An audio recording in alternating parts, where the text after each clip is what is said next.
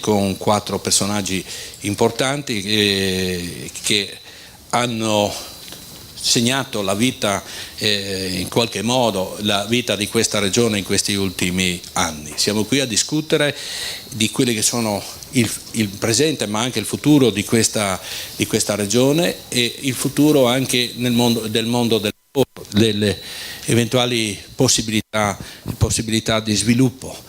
Credo che il tema che affronteranno quest'oggi Alessandro Colautti, Roberto Muradore, Roberto Condessi e Sandro Fabbro, a cui dico grazie per aver accettato questo invito dalla Camera di Commercio di essere presenti a questa manifestazione, ma dico grazie anche per tutta l'attività che in questi anni hanno fatto nei loro ruoli a sostegno dell'economia, a sostegno del sociale. Quindi oggi un grazie per la loro attività passata, un grazie per l'attività presente e anche un grazie per essere qui oggi qui con noi.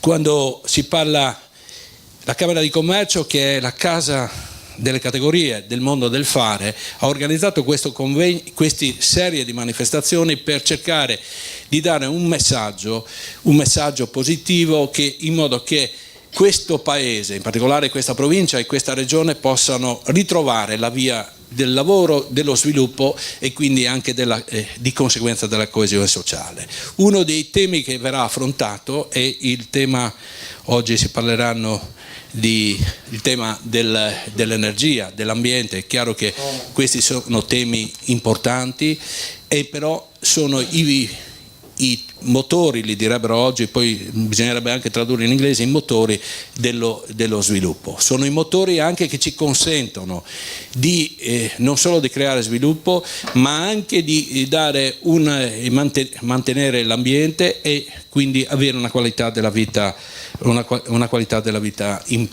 buona e importante.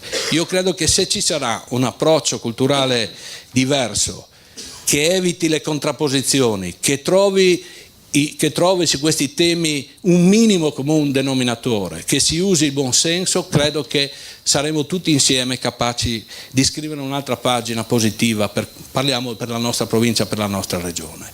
Credo che fino adesso, in questi ultimi anni, tutti abbiamo dato grande prova di essere capaci di aggregarsi per demolire gli altri.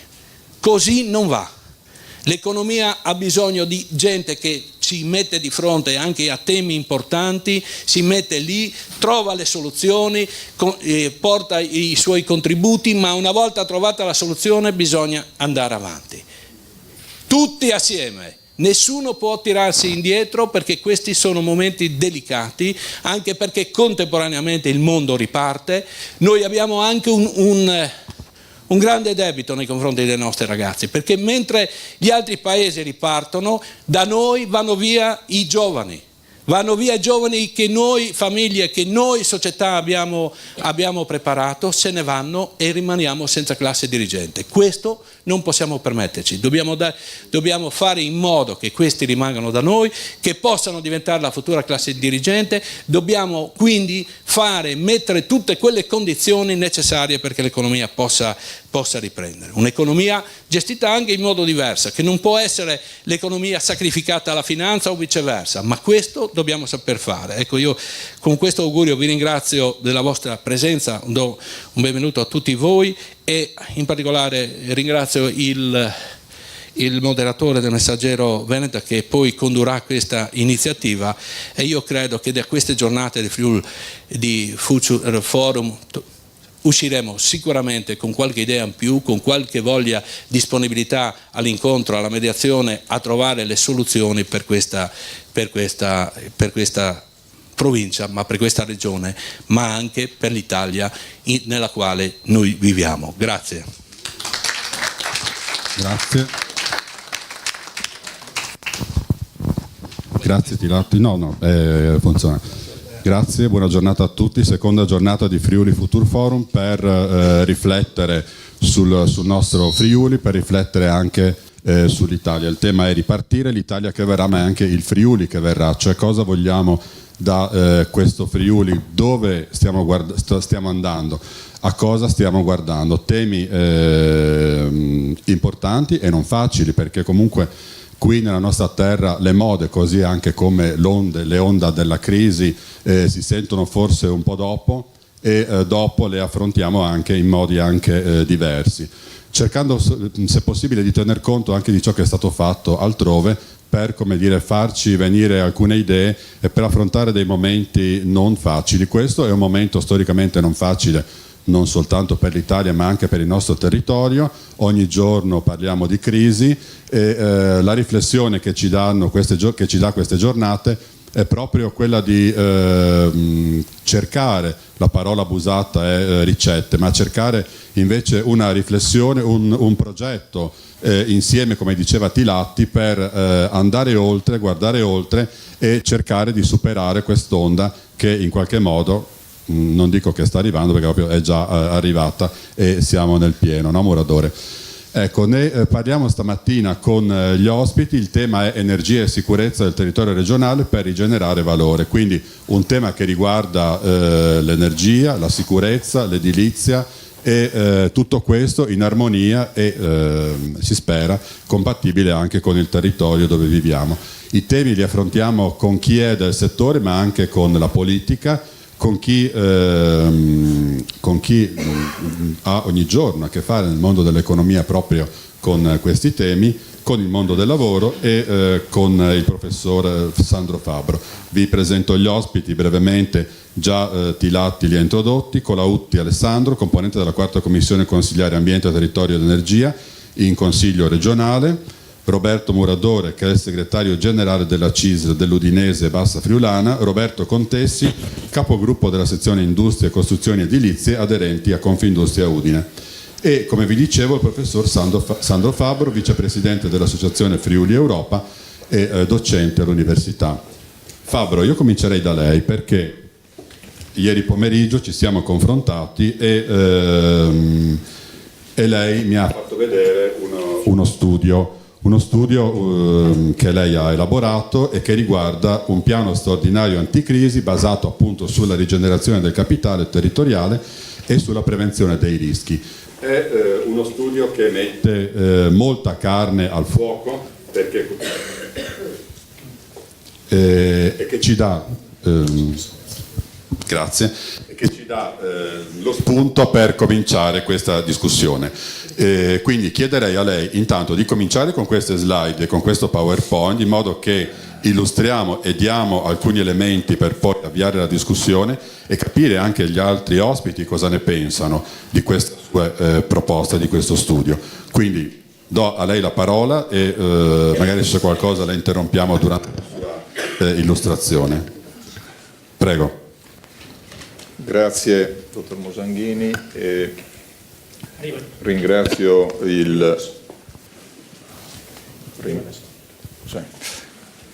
ringrazio gli organizzatori di Friuli Future Forum per la possibilità che mi offrono di partecipare a questo incontro e di presentare anche alcune idee per il non futuro, ecco, perché è facile parlare di futuro, bisogna parlare anche di scandire un po' questo futuro, perché c'è un futuro a breve, un futuro a medio e un futuro a lungo. Io parlo di un futuro a breve, cioè un futuro quasi da affrontare subito, ecco, con alcuni provvedimenti, direi un presente, ecco.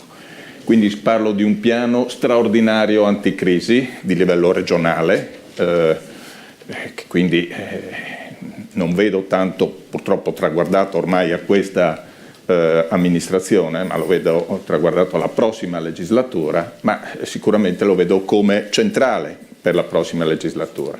Voglio dire che senza questo andiamo un po' a catafascio, o qualcosa di simile, ecco, ovviamente.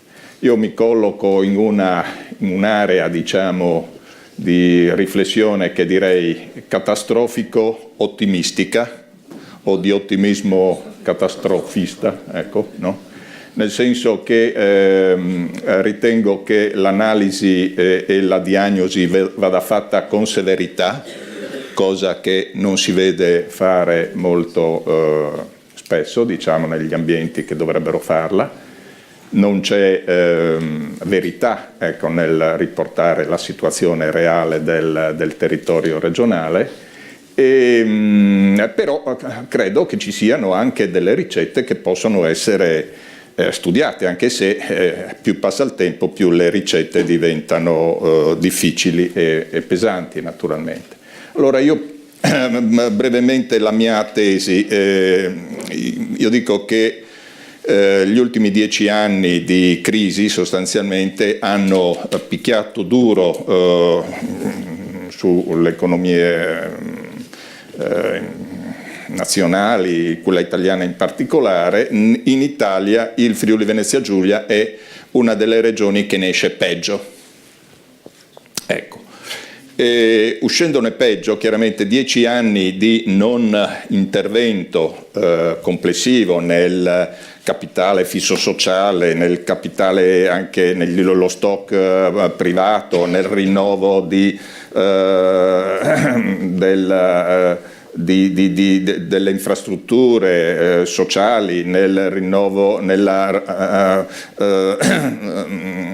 case, ecco, non intervenendo nella riqualificazione di quello che io chiamo in generale capitale territoriale, che è fatto di capitale sociale, umano, ambientale, insediativo, infrastrutturale, eccetera, l'intero sistema in qualche misura entra in una fase di forte contrazione, ecco, si contrae, per così dire, ha meno capacità di tenere un ritmo normale di crescita, di sviluppo, ancorché, voglio dire, regolato e controllato, eccetera, eccetera. Questo significa che una possibile via d'uscita deve concentrarsi prima di tutto su questa contrazione appunto del capitale territoriale e deve concentrarsi su questo con le ricette classiche che abbiamo a disposizione. Quali sono le ricette classiche? Le ricette classiche sono sostanzialmente due, sono quella dell'intervento dal punto di vista della domanda o dell'offerta. Dal punto di vista dell'offerta la ricetta classica è quella a tagliare le tasse, dal punto di vista della domanda è quella invece mettiamo grandi quantità di risorse pubbliche e private per attivare e riattivare il ciclo economico sostanzialmente. Ecco, io non faccio una scelta di carattere ideologico tra queste due strade, faccio una scelta di carattere pratico e dico solo la seconda mi sembra praticabile in questa realtà regionale. Stante il fatto che le risorse possono essere recuperate, ecco, e faccio anche alcune valutazioni sulle risorse necessarie. Allora, lo stato dell'economia regionale, prendo alcuni dati che mi passa l'amico collega Furio Mattioni, e Furio Mattioni mi dice ma guarda che il Friuli Venezia Giulia si colloca in una situazione davvero drammatica, perché sta peggio, è la 15ª regione, diciamo, poi se gli ultimi dati hanno qualcosa correggono, ma sostanzialmente va peggio della media nazionale, in un paese che assieme alla Grecia va peggio in Europa, in un'Europa che è l'area continentale che va peggio al mondo, sostanzialmente questo lo sta, quindi il peggio del peggio del peggio, moltiplichiamo la cosa e ci spieghiamo il perché in 10 anni, 15 anni la nostra posizione in Europa è passata dai primi, dalle top 50 diciamo, dei primi anni 2000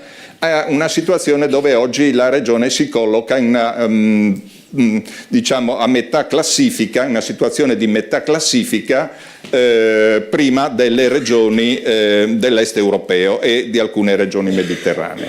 Bon.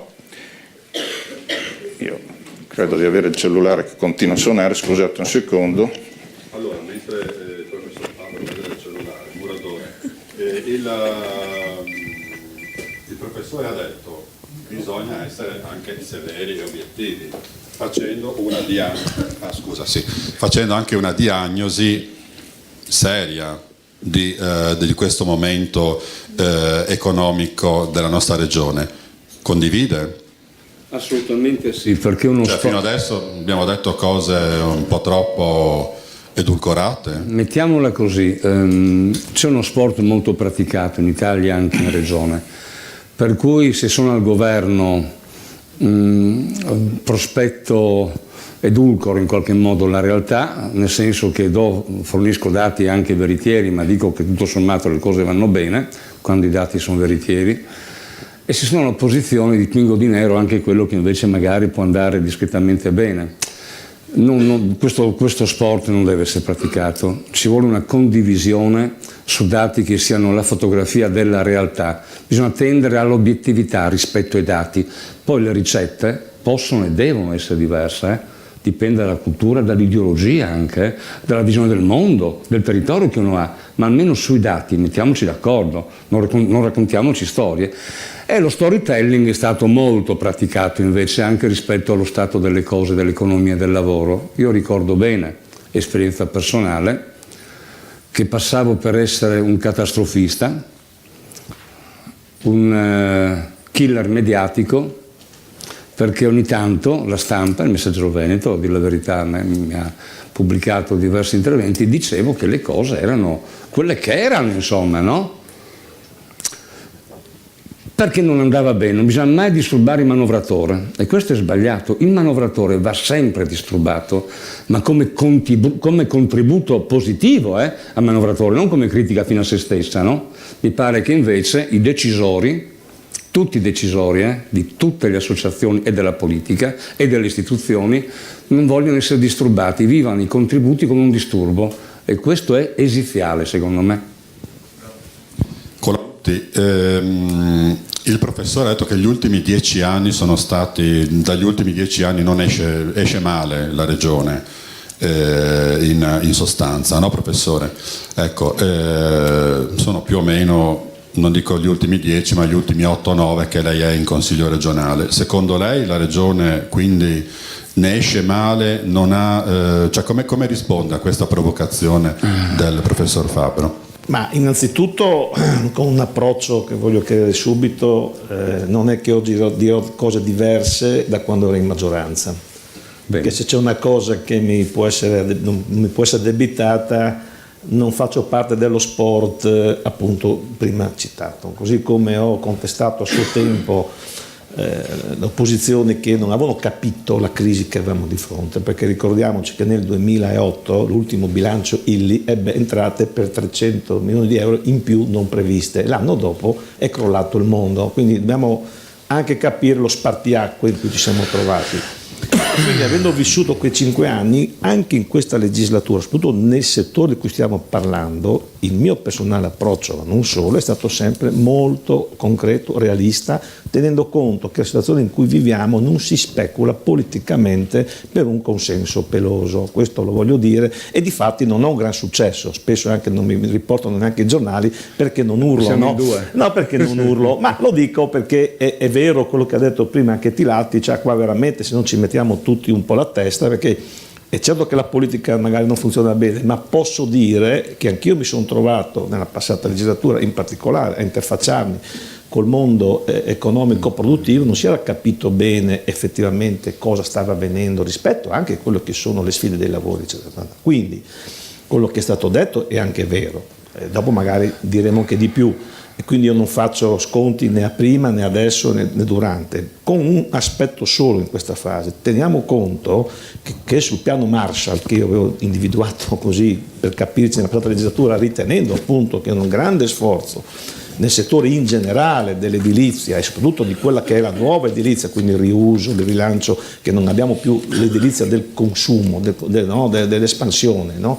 Era una grande sfida ed era una grande opportunità. E la Regione ha. Però teniamo anche conto che, senza aprire fronti, un limite, di là delle scelte politiche poi più giuste o meno giuste, siamo trovati di fronte, a parte alla crisi finanziaria delle entrate, anche a dei limiti di intervento non determinati da noi, che sono, ahimè, dall'Europa in discesa. Quindi patti di stabilità verticali, orizzontali, eccetera, hanno in alcuni casi impedito eventuali possibilità di intervento, e questo non è banale ed è un tema molto serio, no? Perché noi oggi possiamo stimare, ad esempio, nelle casse dei comuni o in genere bloccati 1,5 miliardi, dico, poi magari non tutte le opere servono, questo è un altro discorso. Quindi c'è anche questo punto che è un elemento, ma magari poi sulle ricette vediamo se abbiamo qualche idea che può superare questo dato, che però è oggettivo, e non è che con questo non ci assumiamo le responsabilità, voglio dire, per l'amor di Dio, però insomma questo ha impedito un po' qualche ragionamento. Prima di ripartire, Fabbro, con il suo studio, volevo chiedere a Contesi, condivide l'analisi che è stata fatta adesso da Muratore e da Colautti? Beh, non si può non condividere, perché i numeri sono come la matematica, non sono discutibili, sono lì. Però io inviterei a guardare quello schema che ci ha messo lì in bella vista il professore. Delle regioni a statuto speciale siamo ultimi. Guardate chi è primo. E guardate la differenza che c'ha il primo in classifica. Quindi molte volte questo dovrebbe far capire che se non si è in grado di avere delle idee, un po' come a scuola, bisognerebbe copiare dal più bravo della classe, che magari ha il banco vicino al tuo, no? Perché non è reato. Qua ci sono i ragazzi che adesso ridono, ma lo sanno che non è reato. Copiare a scuola non è proprio... Ma non è reato, se uno lo fa a fin di bene... Si copia bene soprattutto. Bisogna copiare bene. Noi purtroppo mi sembra che abbiamo copiato male, perché se siamo lì, noi abbiamo le stesse possibilità che c'ha il signore che è primo in classifica e anche quello che è secondo. Però abbiamo 14 punti di differenza. Allora io dico, quelli che sono primi in classifica hanno avuto lo stesso problema nostro, però sono avanti di 10 anni. Loro il patto di stabilità lo hanno saltato 10 anni fa, perché hanno creato un sistema tale che lo saltava, lo evitava. E non hanno 1,5 miliardi nei conti correnti dei loro comuni o delle loro amministrazioni a galleggiare e a non produrre niente. Anzi, vi dirò di più, che molte amministrazioni, e purtroppo Sandro lo sa, usano quei soldi che non possono utilizzare per pagarci le spese correnti. Con gli interessi pagano gli stipendi dei dipendenti, vanno a pagare magari il tetto del comune che perde acqua, che non va bene, perché queste cose qui non creano ricchezza, creano questa cosa qua. Quindi la cosa che io trovo un attimino preoccupante è che non c'è stata programmazione. Purtroppo venivamo da periodi di vacche grasse, ma credo che la classe dirigente si capisca se ha delle qualità in quel momento lì. Perché dopo, quando ci sono le vacche magre, è difficile. Cioè, o tu hai il genio, o i geni onestamente non vanno a gestire amministrazioni pubbliche, vanno a fare altre cose che sono pagate lautamente. E pertanto il problema è lì. Un'ultima cosa, il professore dice che bisogna mettere del denaro. Risorse, sì. Io faccio un esempio col quale ho già avuto modo di discutere con il signor Muratore. Gli Stati Uniti hanno avuto qualche anno fa una crisi che la nostra è un raffreddorino a confronto, no? È vero, loro non hanno i paletti dell'Europa, questo bisogna dirlo, però loro hanno investito su lavori pubblici tanto da portare il rapporto PIL famoso che noi dobbiamo tenere sul 3% al 12%, che se tu glielo vai a dire a Schauble, questo arriva col mitra, ci fa fuori tutti. Loro in qualche anno hanno recuperato tutto solo con la fiscalità. Questa cosa qui nessuno la pensa. E se la pensa, perché non... È sbagliato dire che nessuno la pensa, l'avranno pensata in tanti, però noi abbiamo dei paletti tali che ci impediscono di fare determinate azioni. Ora forse è il momento di imporre certe cose e se a qualcuno non sta bene faremo le valutazioni del caso, insomma. Però non c'è più tempo. Grazie. Professor Fabbro, continuiamo? Sì.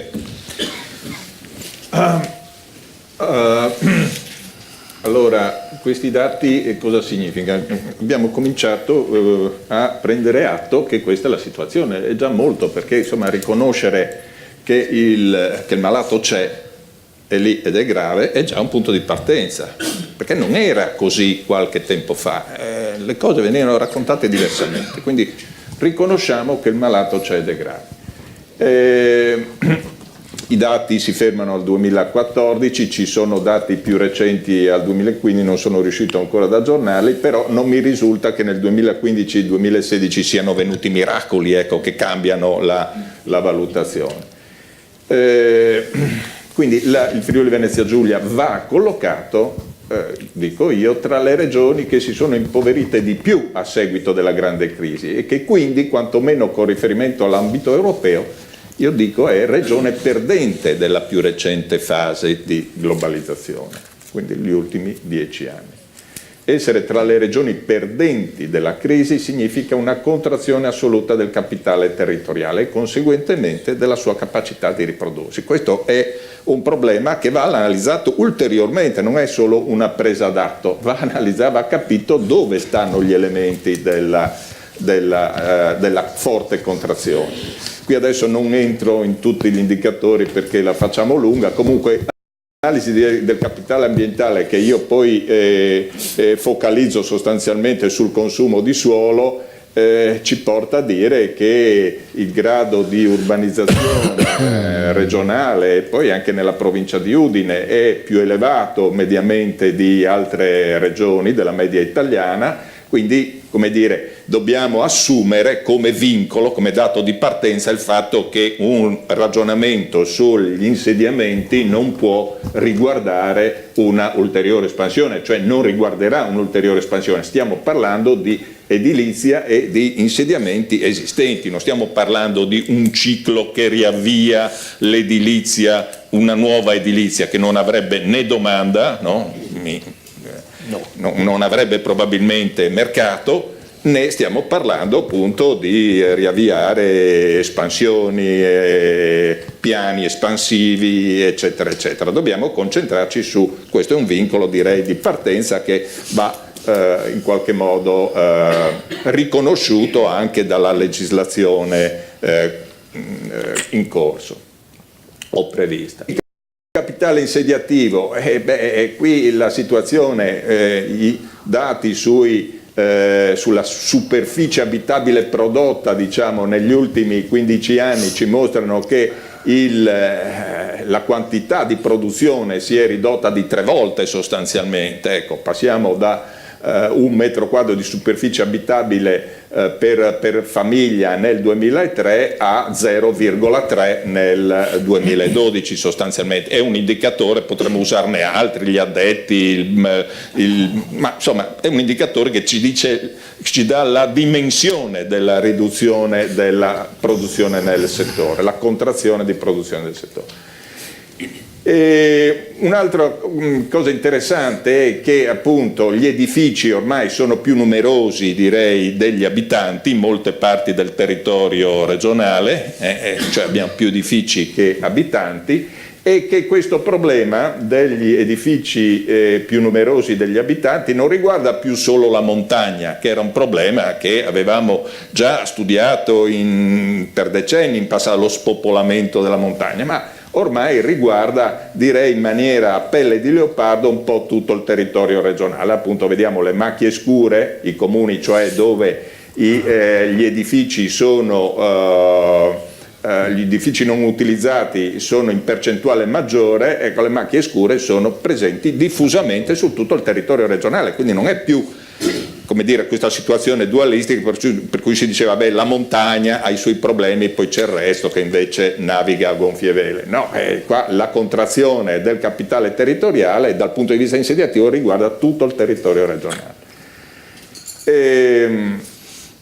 Interessante notare comunque che il 53% del diciamo così, patrimonio edilizio regionale è piuttosto vecchio, è precedente agli anni 70, se è precedente agli anni 53% del capitale, quindi precedente agli anni 70, quindi possiamo presumere che non abbia avuto né interventi di tipo di riqualificazione energetica né di adeguamento antisismico. Dopo riprenderemo questo dato. Il capitale umano, salta un po' tutte le i vari trend su naturali, sociali, eccetera. Veniamo subito al dato finale.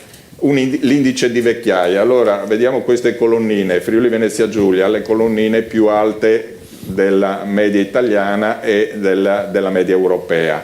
cioè vuol dire che qui abbiamo 200 anziani su 100 ragazzi sostanzialmente come rapporto tra anziani e giovani, ecco, quando in Europa sono 118 e in Italia 154.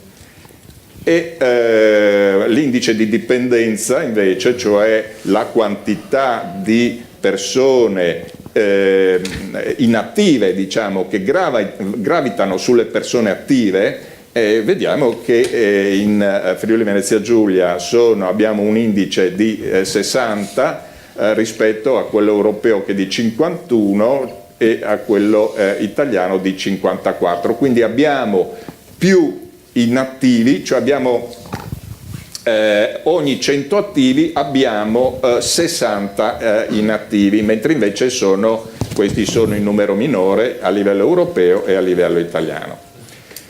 Il dato dei trasferimenti all'estero dei giovani è altrettanto indicativo e preoccupante. Ci sarebbe un lavoro da fare, ecco, qui mi limito a sottolineare che abbiamo un numero di emigrati iscritti all'anagrafe, diciamo, residenti all'estero, che passa in Friuli Venezia Giulia, che arriva in Friuli Venezia Giulia al 14%, dove in Veneto invece lo stesso indicatore è al 6,9%, no?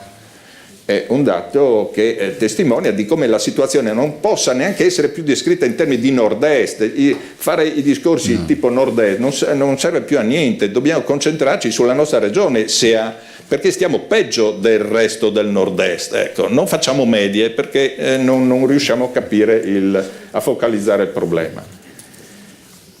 Ora, quindi, conclusione, il capitale territoriale in Friuli Venezia Giulia si sta impoverendo, abbiamo detto, quello umano il capitale umano si sta impoverendo più velocemente che nel resto d'Italia ed Europa, quello insediativo è sempre più sottoutilizzato o obsoleto e con intere aree che si spopolano e non solo in montagna. Ovviamente l'interazione negativa tra questi fattori produce un avvittamento di tutto il sistema territoriale e regionale, per cui anche il recupero del costruito, e questo è il tema che vorrei porre, il recupero del costruito e la prevenzione dei rischi rischiano di essere una chimera se non si sa per chi e per quale scopo andiamo a recuperare, perché se recuperiamo case per lasciarle vuote non facciamo un'operazione economicamente rilevante. Allora dobbiamo capire che c'è un aspetto anche sociale e demografico che dobbiamo mettere in gioco contemporaneamente a quello del recupero fisico degli edifici. Cioè le leggi a cui dobbiamo pensare devono essere leggi che traguardano anche una ricostruzione in qualche misura di tessuto sociale. Se non facciamo le due cose contemporaneamente, mettiamo a posto gli edifici e abbiamo il tessuto sociale che si spapola, sostanzialmente spapolato. Allora, il mio ragionamento, la mia proposta è questa. Dobbiamo pensare su tempi diversi, su tempi... Scusi, me la posso fermare? Va bene. Non le blocco la proposta alla quale arriviamo dopo. La blocco su queste domande e su queste riflessioni che magari facciamo subito insieme. Lei in questa slide scrive: è possibile una riterritorializzazione regionale. Le politiche regionali non sembrano accorgersi della natura sistemica del problema, o meglio lo collocano in una prospettiva settoriale di risposta ordinaria, o addirittura si pongono obiettivi da regione ancora benestante, quindi una regione che tutto sommato abbiamo la pancia piena e ci penseremo in un altro momento. Siamo soddisfatti se cresciamo di uno 0, ma non vediamo che ci sta arrivando il treno addosso. La retorica dell'innovazione tecnologica e della digitalizzazione spinta è seducente, ma non crea un posto di lavoro in più, quindi l'innovazione però lei dice non crea un posto di lavoro nei mercati locali del lavoro, dove invece mancano stimoli e progetti. Muradore, stavi annuendo con la... Io, a dire la verità, sono facilitato nell'interloquire con voi su questi temi perché Sandro Fabbro è una delle persone, una delle teste d'uovo, come le chiamo io, insieme ad altri presenti in sala, con i quali mi interfaccio per capire un po' il mondo, nel senso che nessuno sa tutto, io so poco peraltro, ed è importante per me che un sindacalista, un politico, chiunque, ha un ruolo, debba arricchirsi con i contributi di studiosi, insomma, che approfondiscono in modo competente e indipendente le loro materie. Io condivido questo tipo di impostazione. Parto però da una considerazione che trovo interessante fatta dal rappresentante di Confedilizia. Allora, non c'è più tempo, però nel contempo si dice bisogna programmare. Non c'è più tempo, è vero, il futuro si costruisce dal presente, non vagheggiando cose che avverranno. Il futuro si costruisce oggi, non c'è più tempo. Secondo, programmare. Sono contento di sentire questa parola, perché le imprese, quelle serie, programmano da sempre. Solo che nella vulgata neoliberista, da 30 anni a sta parte, non bisognava programmare perché era come pianificare. In Russia, che sono robe un po' diverse, mi pare, invece no, e il mercato da solo avrebbe regolato tutto, l'economia, ma anche la società, anche i rapporti personali. Sono contento che il mondo imprenditoriale, ma anche politico, ma anche sindacale in parte, dopo l'ubriacatura sciocca neoliberista, per cui non occorre pensare a programmare, il mercato pensa a tutto, si è ritornato anche il mondo imprenditoriale a dire no, bisogna programmare, non bisogna lasciare in mano al mercato, no? Tutto. Sono contento di questo. L'altra considerazione, siamo speciali, ma le altre regioni speciali hanno fatto molto meglio di noi. La Sicilia no. Temo che in questi ultimi anni, anche la Sicilia, sì, lo so, però partiva, no? Beh, no. Però voglio dire, temo che negli ultimi decenni la specialità in Friuli Venezia Giulia, invece che essere virtuosa come è stata prima e dopo il terremoto per un periodo, sia stata una specialità spesa in modo molto, lo dico con rispetto del popolo siciliano, ma non dei gruppi dirigenti di quella regione, la specialità sia stata spesa in modo molto siciliano. Una via burocratica all'economia e alla società, poco friulana e molto siciliana, la dico chiaro, a partire dalle partecipate, ad esempio, che sono anche in parte non solo stipendifici, anche qua, non soltanto nelle altre regioni.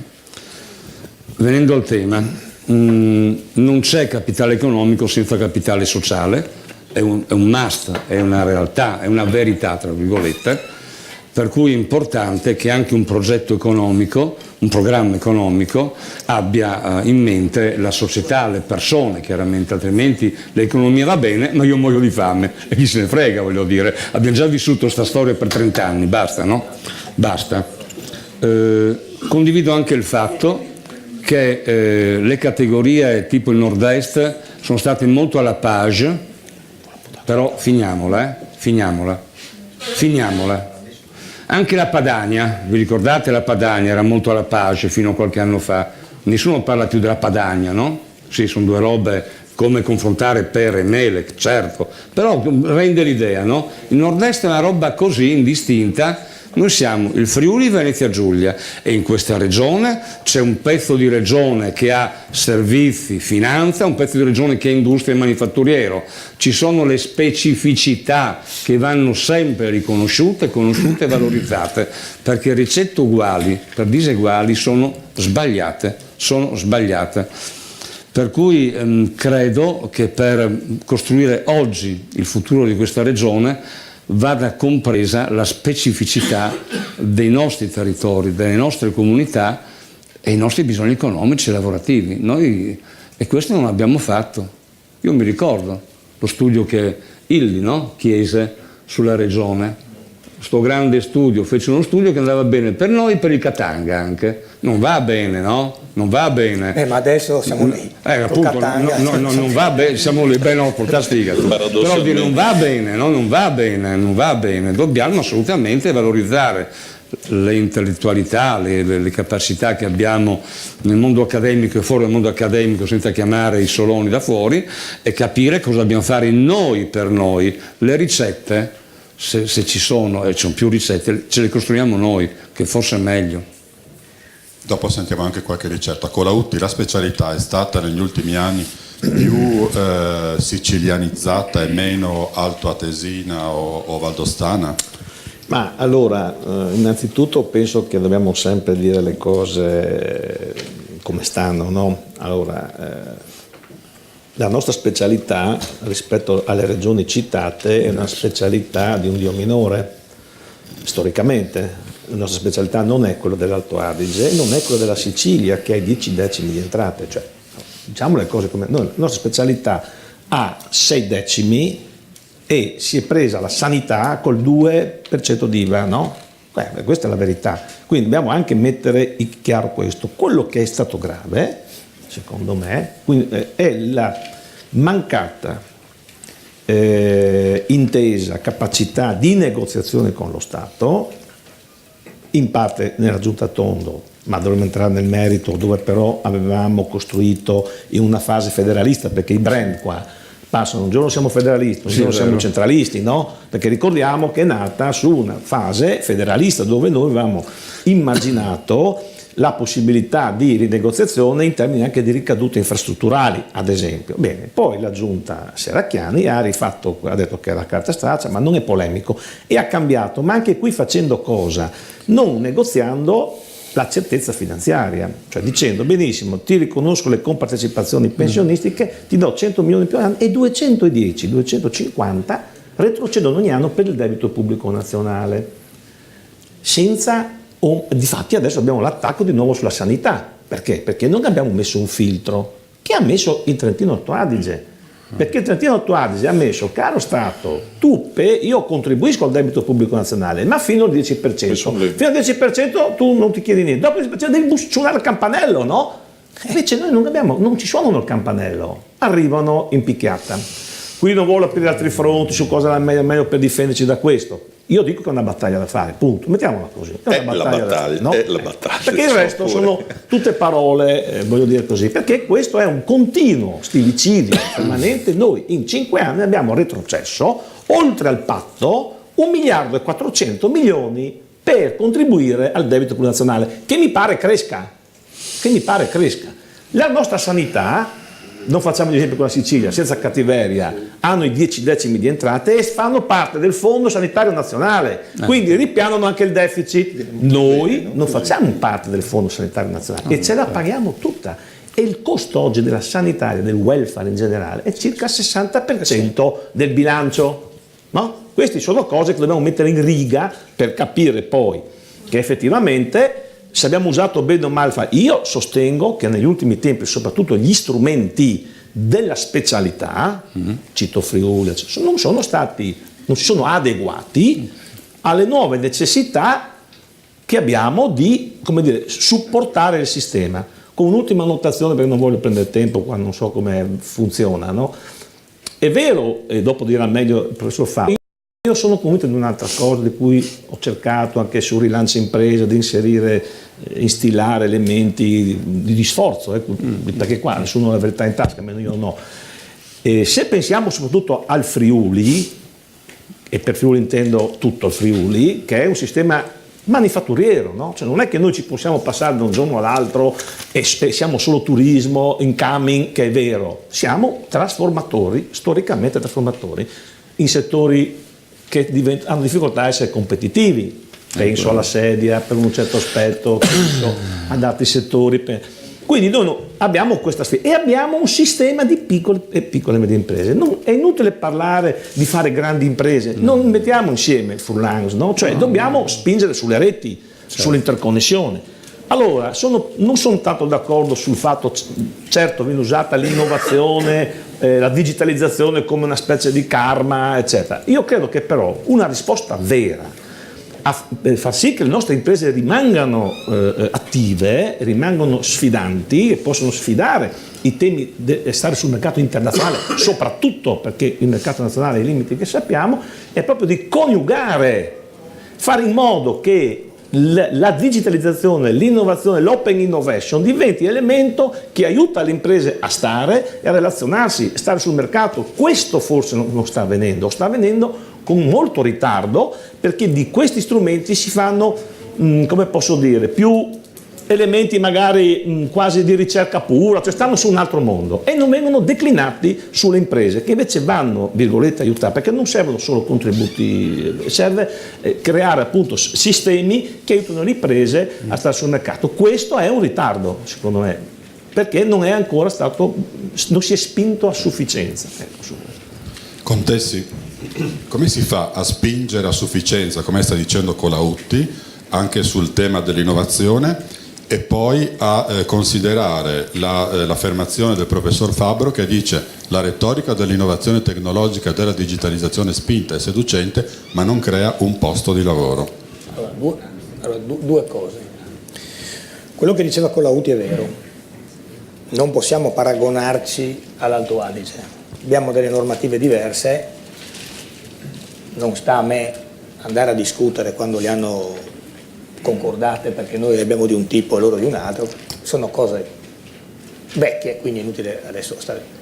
Però c'è un fatto assoluto che si riverbera a 360 gradi su tutto il nostro vivere. Cioè in Alto Adige, adesso prendo l'esempio virtuoso ovviamente, ma anche in altri posti che non sono speciali si trova questo e non si trova qua. Si cerca di fare gruppo, non voglio dire lobby perché sembra una parolaccia, no? Sembra una roba un po' che non si può dire. Si cerca di fare gruppo, cioè si cerca di mantenere la propria ricchezza prodotta il più possibile dentro le mura, cioè ogni regione giustamente si crea il suo castello con il muro di cinta e cerca di fare un bel fossato per fare in modo, dove ovviamente è possibile e lecito, di dare sostegno alle aziende che in quella regione ci lavorano. Questo in Friuli, per nostra cultura, forse perché siamo stati abituati a essere dominati dai primi secoli, noi non ce l'abbiamo.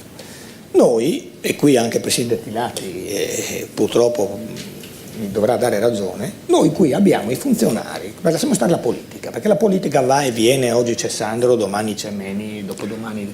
Cioè, io non guardo i colori della politica perché per me la politica, a prescindere dal colore, deve cercare di creare posti di lavoro, dare un'organizzazione positiva al territorio, quindi non guardo da che parte arriva. Però dico, oggi noi ci troviamo molte volte con il funzionario, cioè quindi con il dipendente pubblico, che ci rema contro, cioè che fa di tutto per ostacolare anche norme che ci sono sul territorio e che favoriscono in un certo modo lecitamente le aziende locali. Il Presidente Tilati qua lo può confermare tranquillamente. Allora io mi dico, ma a che pro? Perché sembra quasi che se lavora l'azienda che è magari da decenni insediata sul territorio, aiuto non va bene. Questo è il primo punto, cioè noi oggi credo che abbiamo i funzionari che hanno un potere che è indiscriminato e molte volte...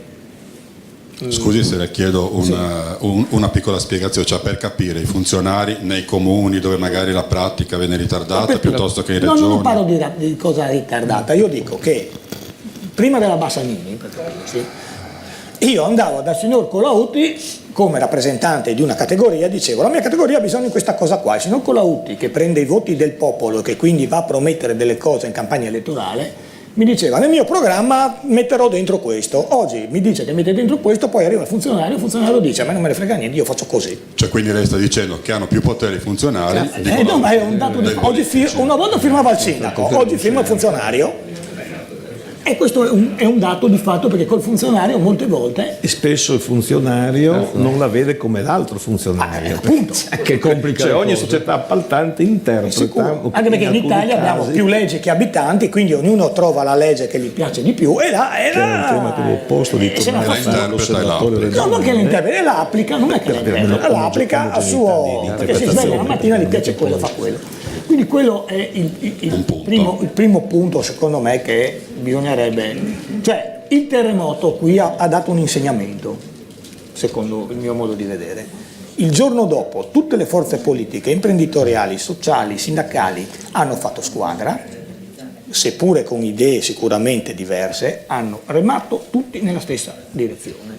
Il risultato ce l'abbiamo sotto gli occhi di tutti ce lo vengono a studiare dall'estero, perché vengono dall'estero a vedere cosa siamo riusciti a fare. Ora dico, oggi non abbiamo il problema che magari usciamo, andiamo a farci il giro con la macchina e vediamo le case che crollano o già crollate, ma il tessuto imprenditoriale e sociale è ben peggio di quella volta, perché noi arriviamo da 40 anni o quest'anno dal terremoto di un trend sempre in salita, e quindi anche il cittadino si è visto crescere la sua qualità di vita. Oggi può essere che fa ancora 10 passi e trova il burrone, e come diceva il professore bisogna stare attenti, perché fino a quando uno non arriva sul burrone magari la gestione sociale è di un certo tipo. Quando arriviamo sull'oro del burrone potrebbe diventare complicato.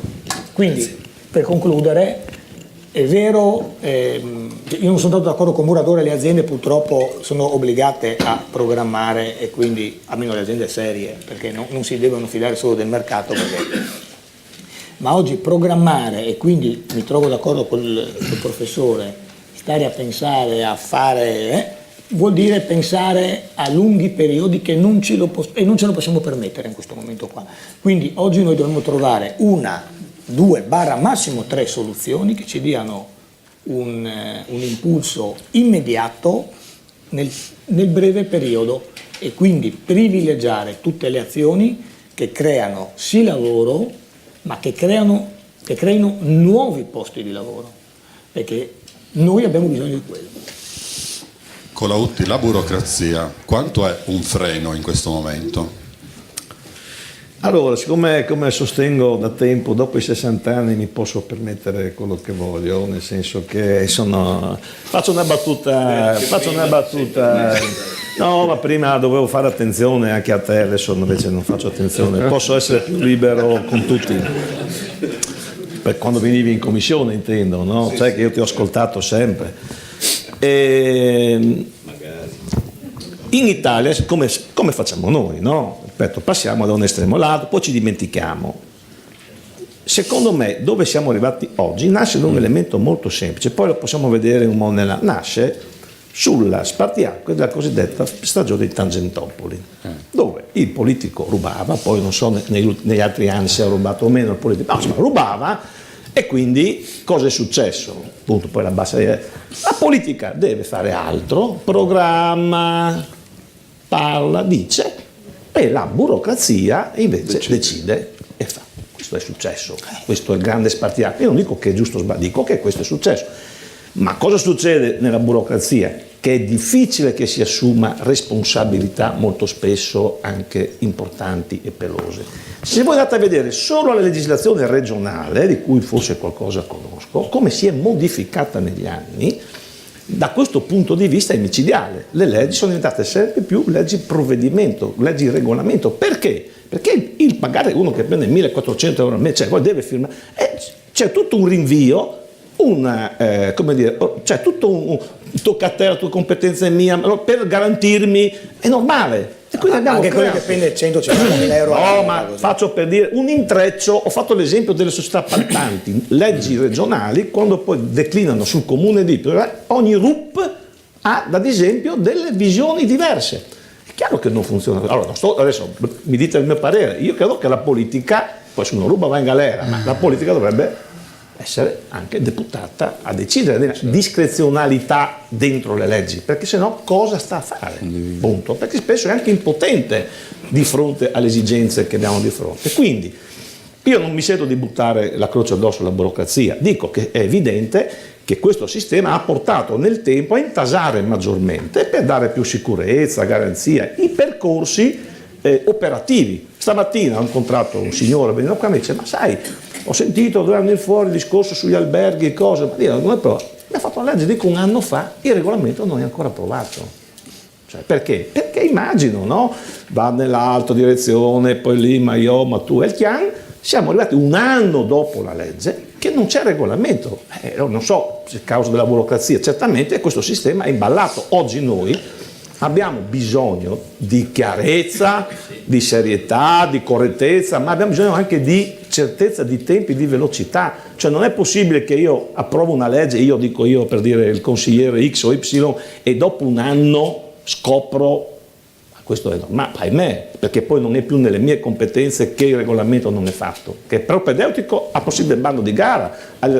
Questo è chiaro che non funziona, questo non funziona, e quindi sono sostenitore, ad esempio, siccome in alcuni casi non possiamo fare diversamente perché ci sono contributi europei, i meccanismi, ma nel nostro sistema non è più pensabile anche sulle imprese un sistema sul quale abbiamo dibattuto anche con Bolzonello, in termini di scambio ovviamente di idee, non c'entra niente qua la parte politica, se ha senso ancora avere 40 canali contributivi sulle varie leggi con 500.000 euro, 1 milione, miec, eccetera, 2 anni per arrivare a essere operativi, 2 anni perché l'impresa fa la domanda, che gli costa un sacco di soldi poi alla fine, per arrivare alla fine a vincere 2-3, magari nel frattempo l'impresa è anche morta, voglio dire, non funziona. Allora, ha senso ancora questo sistema? Io dico di no. Personalmente penso che quello che era prima in al di là in classifica, alcuni casi specifici dove c'è la start-up, cioè dove c'è effettivamente il pubblico, il resto dovrebbe essere un sistema garantistico, no? Cioè la regione garantisce attraverso il credito cosiddetto sovrano, usando strumenti finanziari snelli, e alla fine che tu quindi hai ancora, perché siamo male come regione, ma come rating noi paghiamo l'Italia, perché noi saremo rating A, perché siamo una regione che non ha debito, virtuosa, bisogna dirlo, no? Bene. Quindi noi potremmo creare un sistema moltiplicatore attraverso gli strumenti che abbiamo, i confidi, un'altra Friuli, Mediocredito, che va nella vena più direttamente, e quindi garantisce, se alla fine lasciamo sul terreno l'X% che non ritorna, ma abbiamo generato molto di più, perché comunque oggi, se domani le imprese non ti restituiscono i soldi perché falliscono, comunque sono soldi che perdiamo, no? Come sistema. Quindi ad esempio questa è una strada, secondo me, che non abbiamo avuto il coraggio, lo dico molto chiaramente, ma non è, perché qui bisogna avere testa, la burocrazia, il sistema deve avere testa, deve rischiare forme nuove, mantenendo l'intervento pubblico su settori strategici dove è inevitabile che non può che essere pubblico, dove ci sono i contributi europei che hanno meccanismi di rendicontazione che non possiamo sovvertire, ma sul resto uno sforzo da questo punto di vista secondo me merita, perché altrimenti, ripeto, rischiamo di avere tempi, modalità, costi che non hanno nessun valore aggiunto poi quando si arrivano a destinazione. Perché poi voglio fare una domanda solo per completare il discorso. Quello che era primo in classifica, 15 anni fa, cosa ha fatto? Ha fatto una scelta intelligente che le ha permesso anche di bypassare poi il famoso patto di stabilità, e loro però non lo sapevano che questo patto di stabilità sarebbe stato instaurato. Ma loro cosa fanno? Loro hanno un istituto che potrebbe essere paragonato al nostro Mediocredito, che garantisce anche alle amministrazioni i finanziamenti per le opere pubbliche. Quindi cosa succede?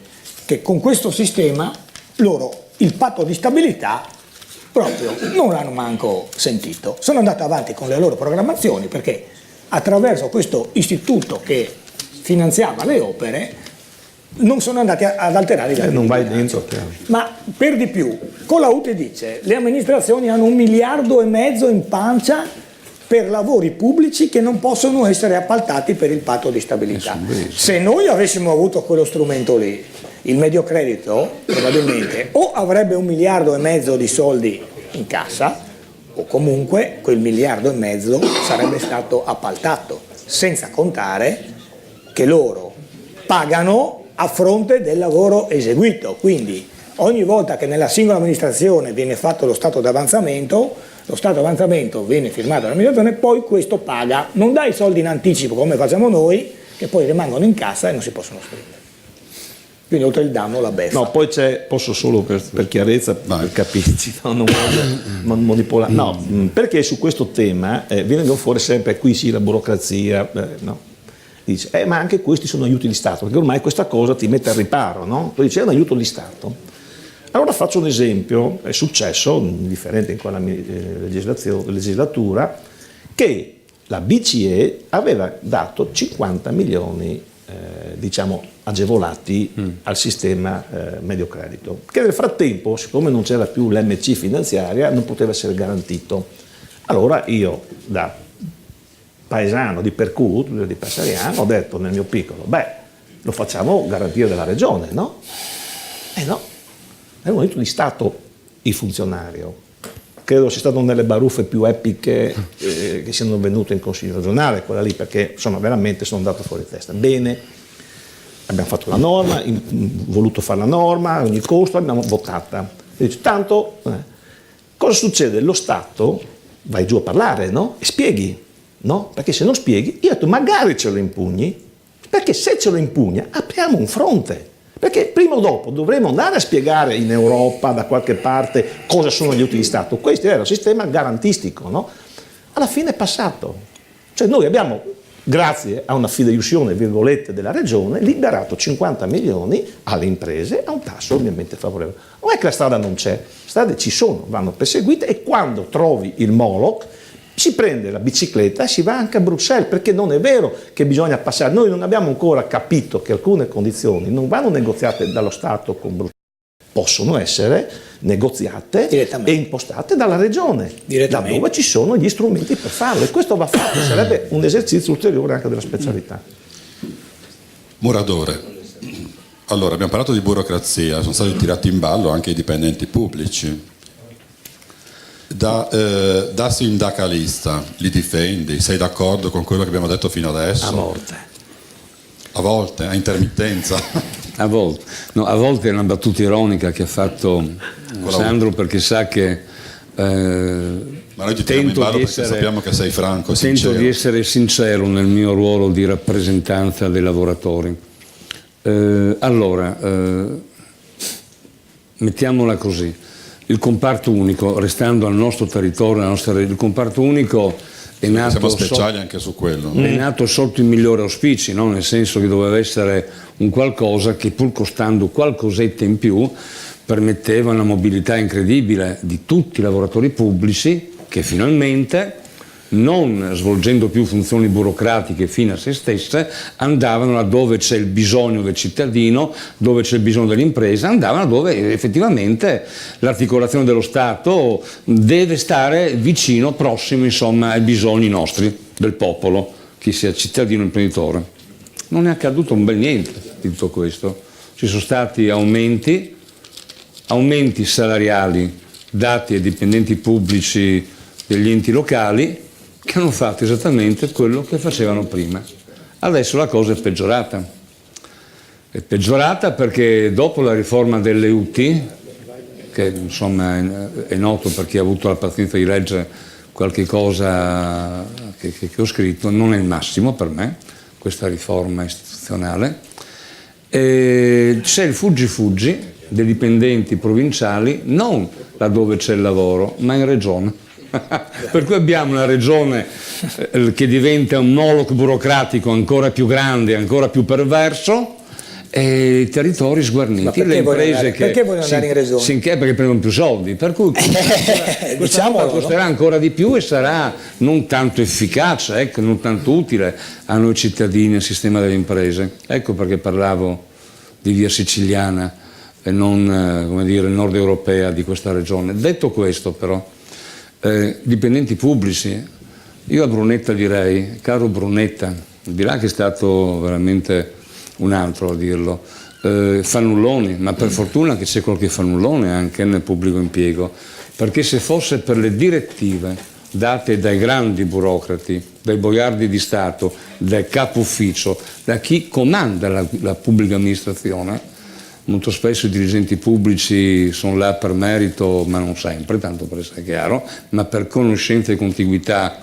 a una o all'altra parte politica.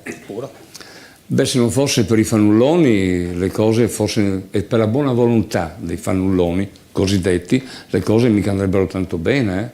Dopodiché, capiamoci, io sono, come nel privato, per il fatto che se uno commette cose gravi nel luogo va licenziato. Nel privato, ahimè, questo capita, anzi non ahimè, Scusa, capita. non abbiamo notizia però di questo.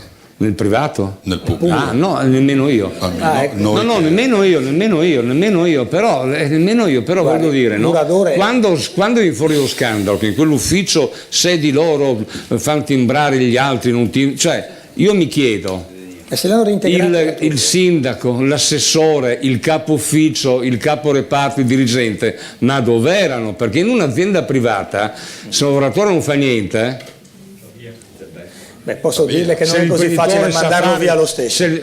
questo non è vero. Beh, Non basta guardi, conoscere contratti mi e leggi. creda. Faccio un esempio pratico, perché io non ho mai difeso i fannulloni, difendo i lavoratori e le lavoratrici pensionati.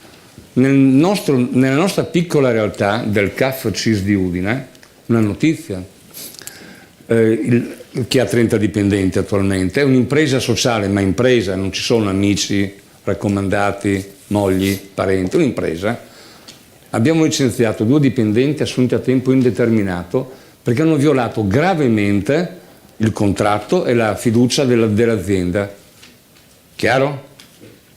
Perché se non si puniscono questi, si svilisce il ruolo dei tanti che lavorano, anche nel pubblico impiego. C'è una parte di lavoratrici e lavoratori che non ne può più, perché fa il proprio dovere, lo fa fino in fondo e poi passano per essere fannulloni, perché in realtà chi lo è non viene toccato in nessun modo.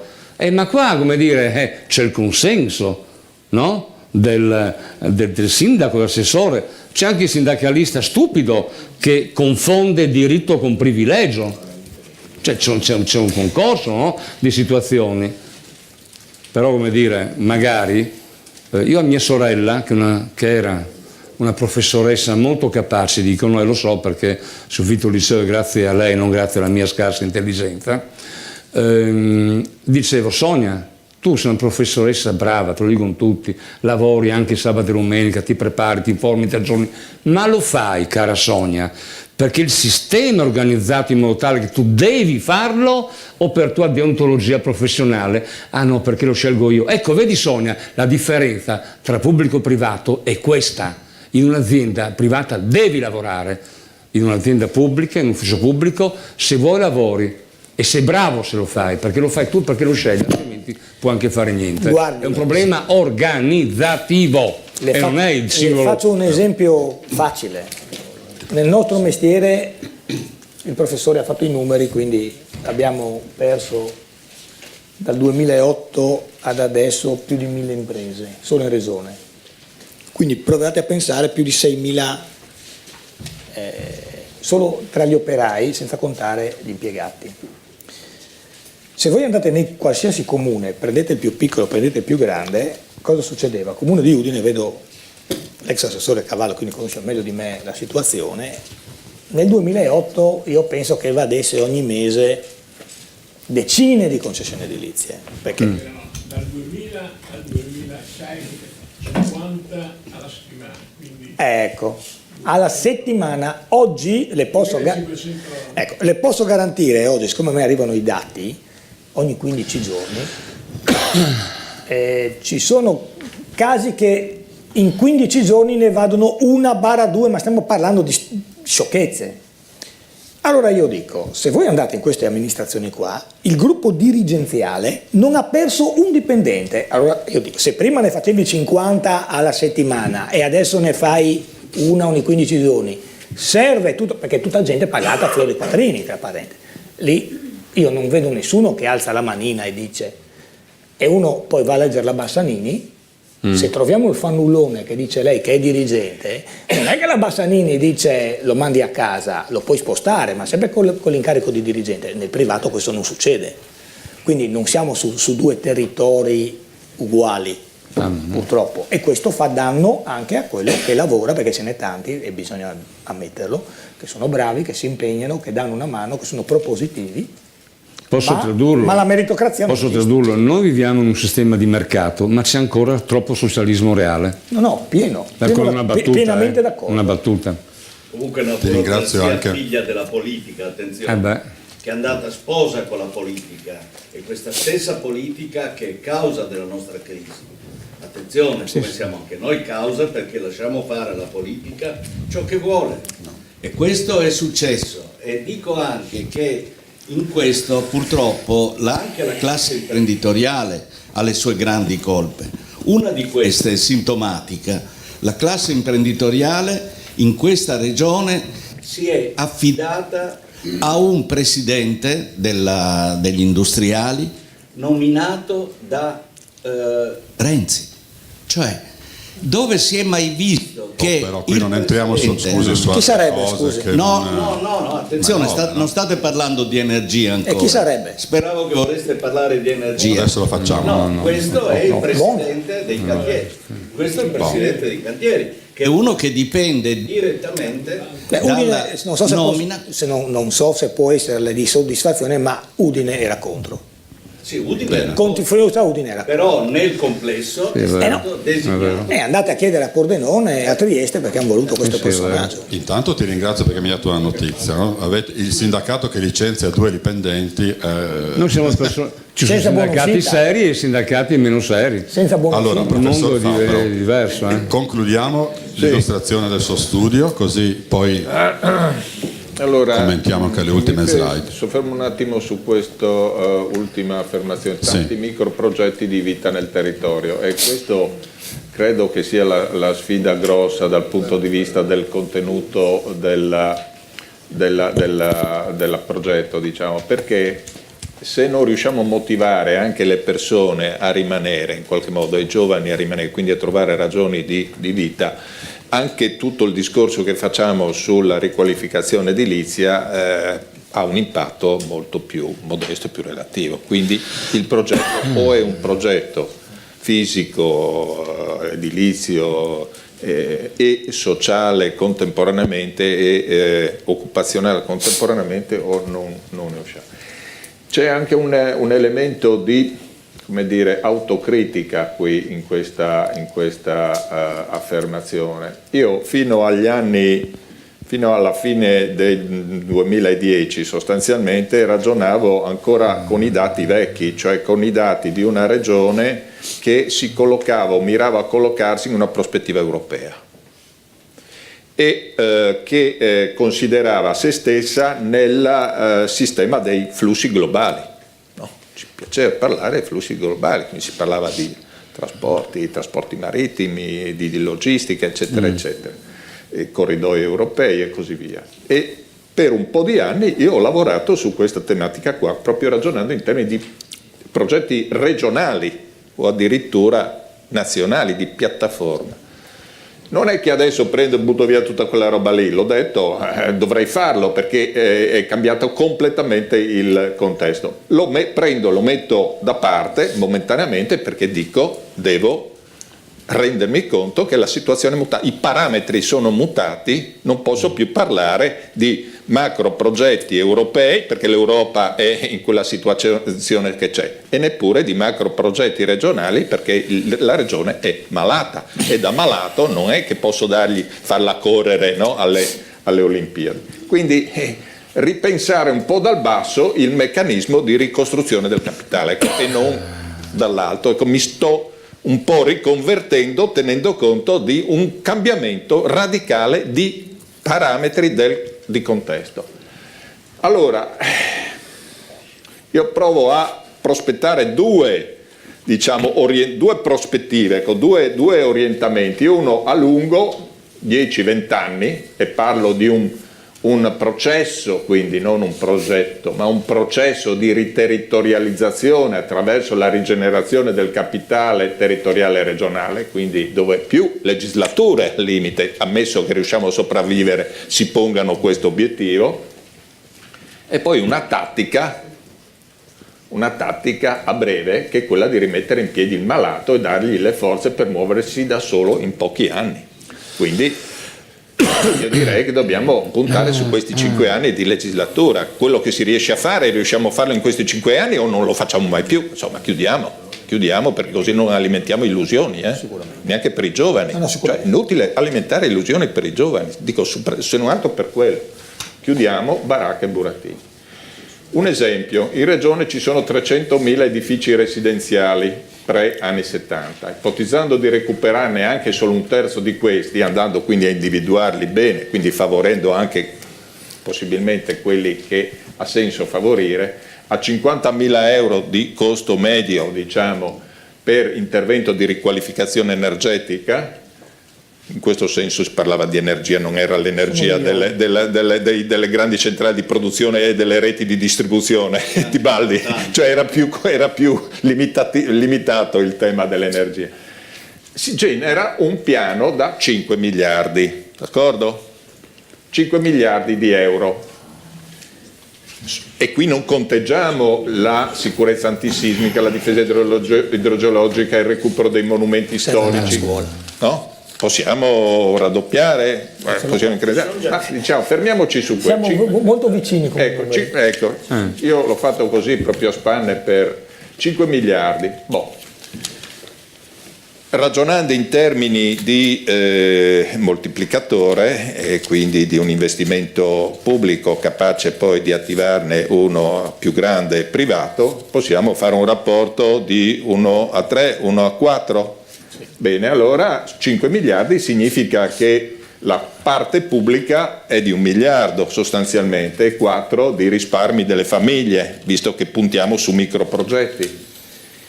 Allora 1 miliardo vuol dire 200 milioni all'anno di bilancio regionale. È tanto o è poco? 20%.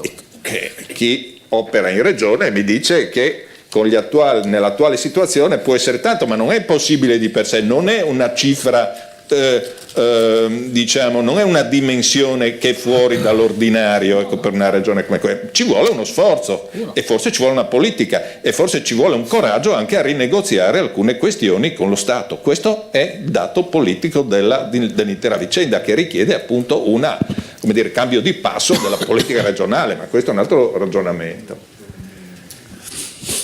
È chiaro che nella tattica e nella strategia, quindi nel lungo termine e nei 5 anni, dobbiamo metterci dentro il problema della prevenzione dei rischi e del cambiamento climatico. Quindi non tutto subito, non è che possiamo intervenire subito su tutto il discorso dell'adeguamento antisismico, no? L'adeguamento antisismico, noi vediamo qui che cioè questi sono i comuni dove abbiamo edifici più recenti, no? Perché sono quelli appunto realizzati post terremoto. Ecco, esatto. E quindi sono bianchi. Adesso non trovo più la cosa, vabbè. Però il rischio, no? I livelli di rischio sono più ampi di quella superficie che oggi è interessata da edifici più recenti, quindi voglio dire una scossa dell'intensità di quella che abbiamo avuto nel maggio del 76, 20 km più in là di epicentro, più a ovest o più a sud, potrebbe generare un disastro non molto diverso da quello, un danno non molto diverso da quello che si è verificato. Più raro certamente come possibilità, ma non escluso. E in ogni caso si tratterebbe di valutare, e i miei colleghi ingegneri delle strutture mi dicono che loro qualche problema, qualche preoccupazione ce l'hanno, bisognerebbe valutare la capacità delle opere fatte all'epoca di reggere a un impatto sismico di pari entità dell'epoca. Probabilmente salveremmo vite umane, ma avremo grandi problemi dal punto di vista dei danni. Sì. Quindi non pensiamo che se ci fosse una scossa della stessa intensità più o meno nella stessa area le case rimangono perfettamente. Quelli nella stessa area onestamente credo che non avrebbero grandi problemi. I miei colleghi ingegneri strutturali insomma si mettono un po' le mani. C'è una legge abbastanza seria. Concludo con... Andiamo all'ultimo, questo, no? Allora, il discorso che bisogna cominciare a programmare queste opere, non solo sulla parte pubblica, sulle scuole, insomma, no? Sugli edifici pubblici che hanno priorità, ma se decidiamo di intervenire sul capitale territoriale con una operazione di investimento importante, questo è un capitolo da mettere subito in moto. Allora, qui c'è anche qualche valutazione. Può costare, non abbiamo valutazioni, cioè bisogna ripartire un po' dai 100 miliardi di cui si parla a livello nazionale e provare un po' a riproporzionarli sulla dimensione locale, e arriviamo a una cifra dai 5 ai 10 miliardi per la prevenzione primaria di carattere antisismico, tra i 5 e i 10 miliardi. Sicuramente sono dimensioni che vanno diluite su una prospettiva almeno decennale. Bene, ecco, chiudo con questa proposta finale. Cioè, io qui parlo, tra l'altro, non come professore dell'università, ma come vicepresidente dell'associazione Friuli Europa. Perché? Perché come Friuli Europa il 3 di marzo facciamo un convegno su questa cosa. La lanciamo formalmente, nel senso ufficialmente, e chiamiamo una serie di persone a precisare gli aspetti decisivi per la fattibilità di questo progetto. Ci sarà appunto Muradore per il lavoro, per capire quali sono gli obiettivi dal punto di vista di posti di lavoro che possiamo darci in un piano di questo tipo. C'è Bernardino Ceccarelli di Appindustria che sviluppa il tema appunto della filiera edilizia territorio.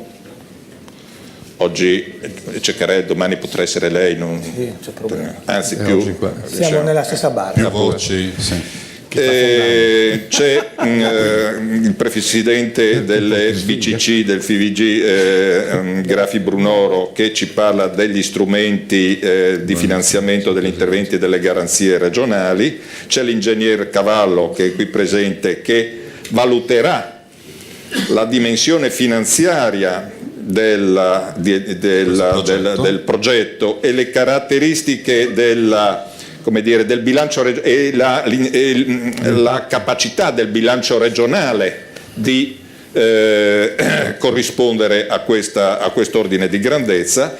E il dottor Bellarosa, già segretario regionale della Regione e membro della Commissione paritetica Stato-Regione, che parlerà appunto del punto cruciale, cioè rinegoziare le compartecipazioni Stato-Regioni in uno Stato affamato, sempre più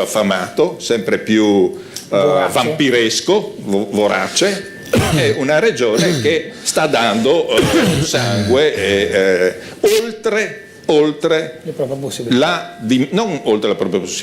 oltre in misura 2 o 3 volte superiore, stiamo valutando i dati, a quella che è la sua dimensione demografica all'interno del paese, cioè più di 2 o 3 volte quello che dovrebbe dare, perché le spetta per compartecipazione all'onere nazionale. Allora, grazie. Questa c'è una cifra, sì. Ultimo punto, c'è una cifra che il collega amico sodale, insomma Giorgio Cavallo ha messo a fuoco.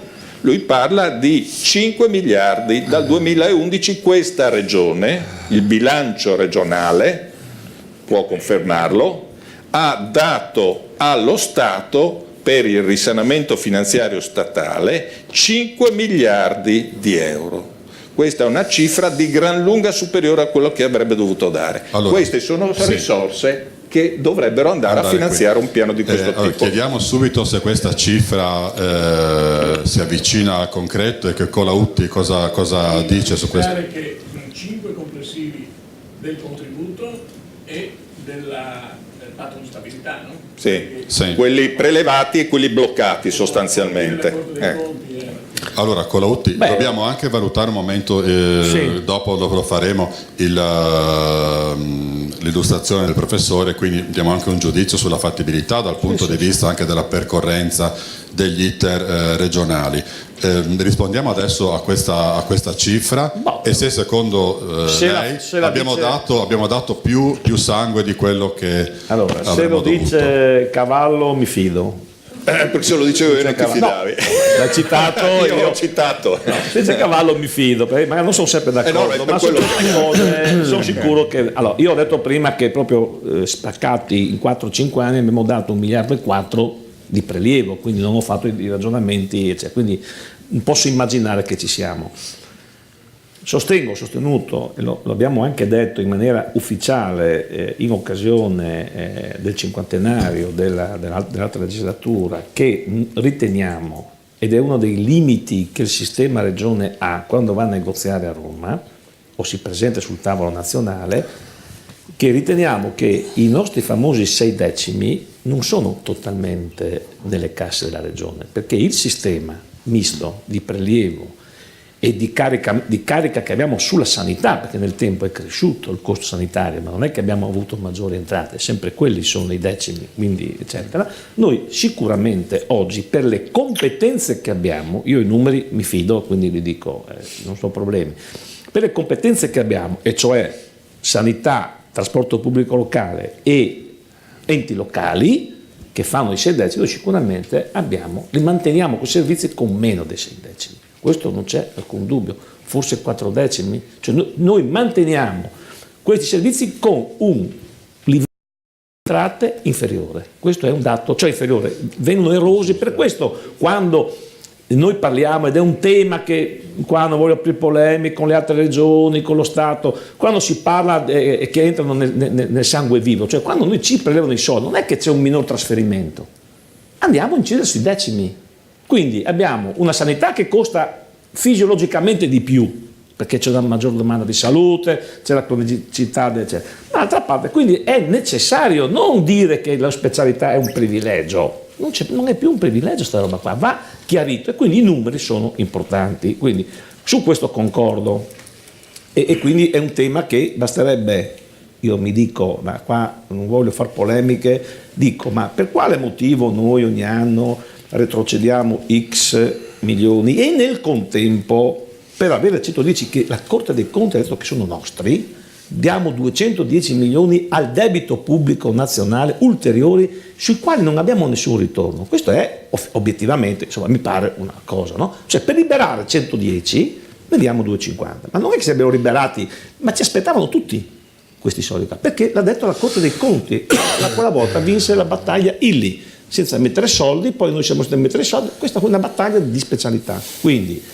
questo è il tema centrale. Io sono convinto che quei soldi lì sono assolutamente assorbibili, direi anche oggi con un sistema misto, come dicevo prima, magari di garanzie, di mettere in pista anche gli strumenti che abbiamo, bisogna capire se si riesce a fare una task force, chiamiamola così, in grado di impattare veramente importante, perché devo dire anche onestamente, qua ci sono anche qualcuno che però riferisce magari le cose, ma devo anche dire in maniera magari troppo ancora debole, forse ancora perché gli strumenti sono datati, ma insomma anche in questa legislatura devo dire cioè, allora, sul discorso antisismico, sul discorso soprattutto non sto dicendo che non ci sia, io sto parlando di ordine di grandezza, 10 volte tanto, io parlo 10 volte arrivavo tanto, lì, ma arrivavo lì, stavo dicendo, ad esempio abbiamo dato molto più forza alle deleghe proprio per evitare gli appalti diciamo regionali, ad esempio al sistema dei consorzi, cioè potenziando nell'operatività proprio per cercare di fare in modo che sul discorso del dissesto idrogeologico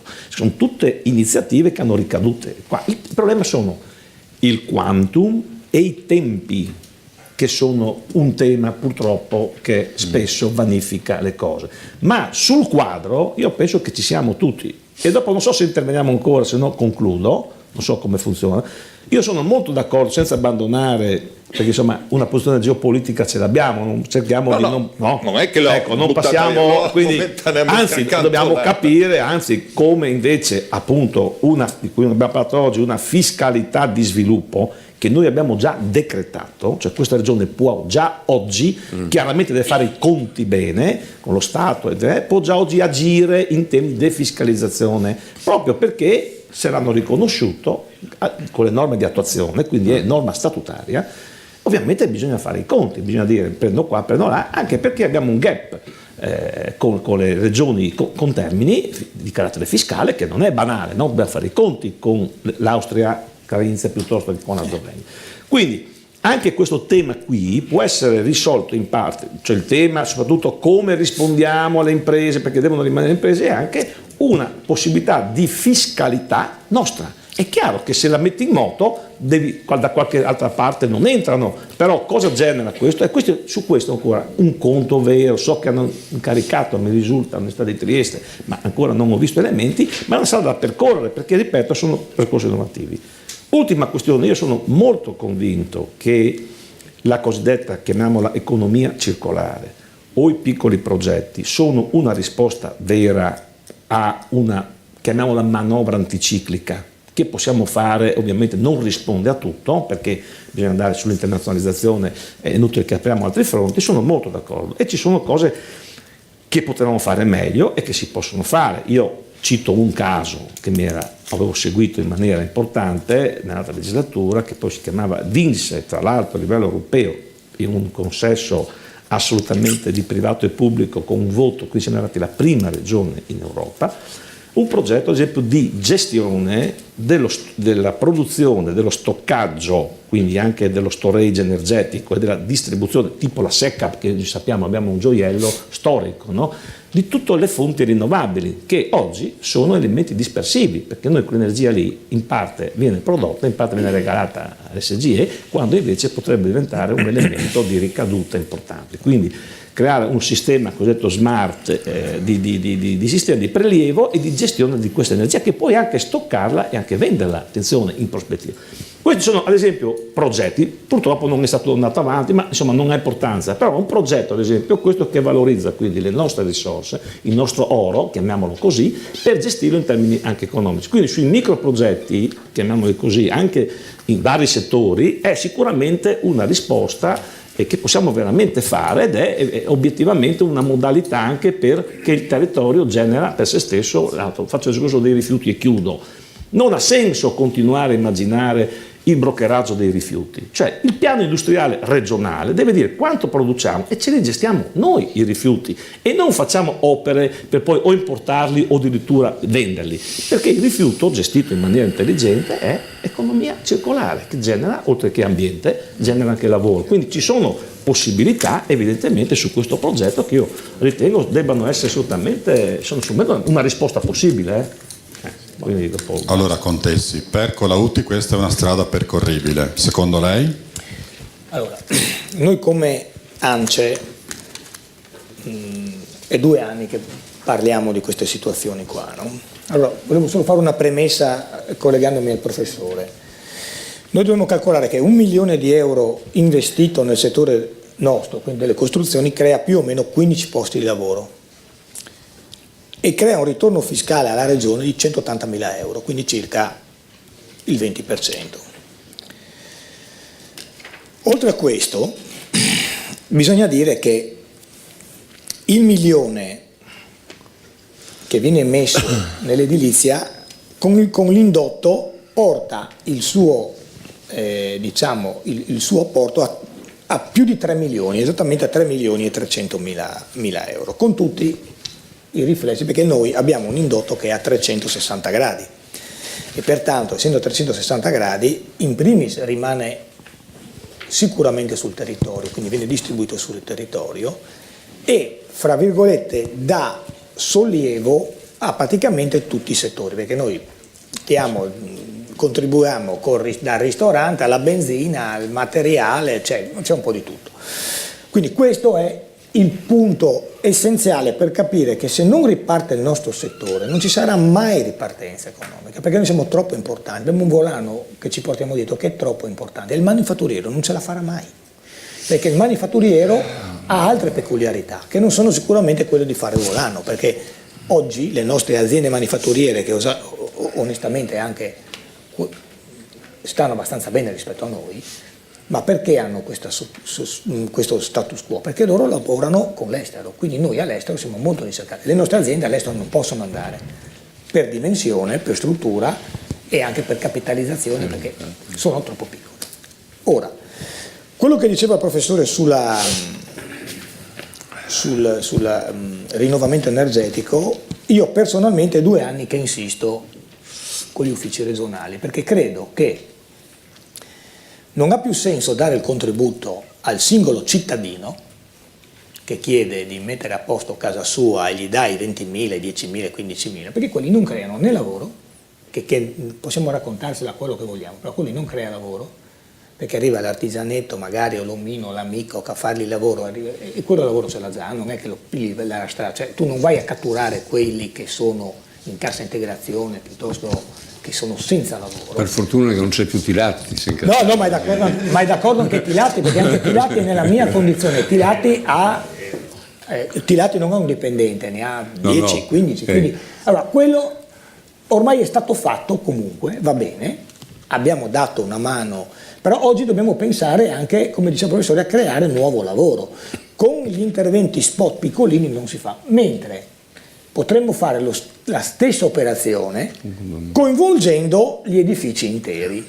Cioè io non dico, un condominio ha 30 appartamenti, sono molto vicino sulle valutazioni su quelle che diceva il professore, io pensavo 40.000. Questa è la legge che abbiamo depositato sui condomini, recuperando e copiando dall'Alto Adige, spero che vada avanti. No, giusto per dire. Allora, l'altro giorno abbiamo detto. Sì, lì c'è un punto che ho discusso già con Revela. Comunque diciamo il primo passo c'è. Comunque vuol dire. Mai contento? Io ho detto 40.000, il professore dice 50.000. Io dico che se usiamo lo stesso metro che è stato usato per il riuso, quindi i contributi che ha dato la regione, che dava 40.000 euro a chi ristrutturava un'abitazione nei centri storici, quindi nelle zone A e nelle zone B0, che sono quei borghi caratteristici, che ha avuto un grandissimo successo. Se noi usiamo lo stesso metodo, secondo me potremmo avere dei risultati importanti, perché se noi prendiamo un condominio medio degli anni 50 che ha 25-30 appartamenti e pensiamo di spendere 40.000 euro ad alloggio, stiamo subito ragionando che stiamo parlando di 1,2 milioni. Allora cominciamo a dare lavoro alle imprese, allora le imprese possono tornare a riassumere. Quelli che sono in cassa integrazione oggi, che sono circa il 15% degli occupati, tornano a lavorare. I soldi della cassa integrazione la regione se li tiene in pancia, li può usare per fare altre cose. E soprattutto rinnoviamo il nostro patrimonio immobiliare che ha bisogno, e lo possiamo fare con le nuove tecnologie, oltre che sotto l'aspetto energetico, anche sotto l'aspetto estetico, perché ci sono molti condomini anche in centro a Udine che sono degli anni 50 che hanno bisogno di un restyling, ma in molti casi gli sgravi fiscali nazionali non attirano il privato, perché purtroppo se tu al privato non gli dai il contributo a fondo perso, questo le mani in tasca non le mette, e questo abbiamo la dimostrazione in 1000 casi. Ultima cosa che dico, legge sul riuso. Quando l'abbiamo studiata con la regione si pensava a 300-400 richieste, sono arrivate 2.000, poi qualcuno è dentro, qualcuno è fuori. Adesso la regione ha stanziato i primi 10 milioni per 181 interventi, quindi noi facciamo una media, sono circa 50.000 euro di intervento, 55.000 euro di intervento. 55.280. Ecco, allora 55.000 euro sono un importo che, torno a dire, permette di fare piccole cose. Pertanto credo che sull'impatto del mondo del lavoro importi così piccoli non danno un sollievo. Bisogna purtroppo pensare che dovremmo cercare delle soluzioni per aumentare queste cifre, e quindi a questo punto secondo me il mondo del lavoro ne guadagnerà sicuramente, e non si penalizza il cittadino, perché più dargli i soldi singolarmente a uno o più darglieli a livello condominiale non gli cambia niente, il contributo c'era lo stesso. Muradore, il piano strategico straordinario anticrisi lanciato dal professor Fabbro ti convince? Sì, non fosse che per una cosa. Allora, le aziende, il nostro sistema produttivo manifatturiero, come ricordato opportunamente, è vocato all'export. Quello che produciamo in regione non va alla domanda interna, va in paesi altri, insomma, in paesi altri. Chi ha saputo resistere a questa furibonda crisi globale adesso sta esportando. La domanda interna langue, lo sappiamo, e le imprese che non esportano ma che si basano, la loro esistenza si basa sulla domanda interna, sono in crisi. L'edilizia è proprio, per cui assolutamente sì, perché questo consentirebbe un piano straordinario siffatto, consentirebbe di dare lavoro non soltanto all'edilizia, e ce ne sarebbe tanto bisogno perché veramente ha avuto un tracollo verticale questo settore, ma anche a tutti i settori che sono correlati all'edilizia, e sono veramente tanti, no? Come ricordato, per cui aumenterebbe la domanda interna, ed ecco che aumenterebbe il lavoro e i lavoratori delle imprese che hanno un mercato interno. In più io sono d'accordo su un progetto del genere, perché è un programma, è una politica economica. Non è l'economia fino a se stessa, è una politica economica. Non manca l'economia, lo dico in ogni salsa, mancano le politiche economiche. Questa è politica economica, per cui che ha un duplice risultato. Quello che dicevo prima, lo do per scontato, più lavoro, che ce n'è tanto bisogno, ma risparmio energetico. E la fonte energetica che io preferisco, oltre a quelle che non inquinano, è risparmio energetico, è la maggiore delle fonti energetiche, non consumare inutilmente energia. E in più mettere in sicurezza la vita dei nostri concittadini non mi fa per niente schifo, perché, come dire, credo che la tragedia di Amatrice e comunque del centro Italia abbia rimesso al centro una cosa di cui ci eravamo dimenticati, Parliamoci chiaro, la sicurezza delle nostre abitazioni. Per cui secondo me ci sta tutto in termini economici, di lavoro, di politiche economiche, di sicurezza dei nostri cittadini, di risparmio energetico. Mi pare che sia davvero una buona cosa. Benissimo quello che mi ha anticipato poi del resto, di lavori che abbiano una consistenza, di condomini, bene anche comunque i lavori fatti nella singola abitazione, perché credo che tutto aiuti l'economia, nel senso che io non sono mai stato per il piccolo e bello, perché poi si va a mode, come prima federalisti, poi centralisti, poi di nuovo non so cosa. Piccolo era bello, poi improvvisamente il piccolo faceva schifo, perché se non sei grande sei scemo. Io, come ho detto una volta, se ti ricordi, a San Giovanni, piccolo non è né bello né brutto, in Friuli piccolo è, punto. Siamo piccoli e medi come dimensioni. Per cui vanno bene tutti i lavori. No, va bene tutti, il mio discorso era solo era solo sul riflesso di portare della gente, perché oggi, parliamoci chiaro, noi siamo un territorio che ha dato muratori a imprese di tutta Italia e anche in giro per il mondo. Oggi, con la nostra situazione e con la crisi che c'è, rischiamo di perdere una generazione. Forse l'abbiamo anche già persa. Io come faccio a dire a un ragazzo vieni a lavorare in impresa? Quello mi guarda e mi dice ma sei deficiente, adesso c'hai un cantiere, magari fra 3 mesi hai finito il cantiere e non c'è più lavoro, di fronte non ha futuro. Certo. Pertanto noi dobbiamo pensare anche a questo, perché è inutile che li mandiamo a scuola ed escono tutti laureati e dopo chi fa il lavoro giornaliero non c'è, perché abbiamo questo problema qua. Quindi io per invogliare una persona a dire guarda, vuoi andare a studiare, adesso dico economia e commercio, che magari ce n'è 300.000 quando ti lauri che fanno il tuo stesso mestiere, prova a pensare di venire a lavorare, magari a crearti, fra virgolette, una capacità sul che dopo magari puoi sviluppartela nel corso. Oggi non sono in grado di farlo. Certo. Per farlo ho bisogno di avere una possibilità contrattuale diversa dal lavoretto che magari mi arrangio a farlo con quelli che ho già, no? Allora, ci avviamo alla conclusione. Vi chiedo solo un sì o un no.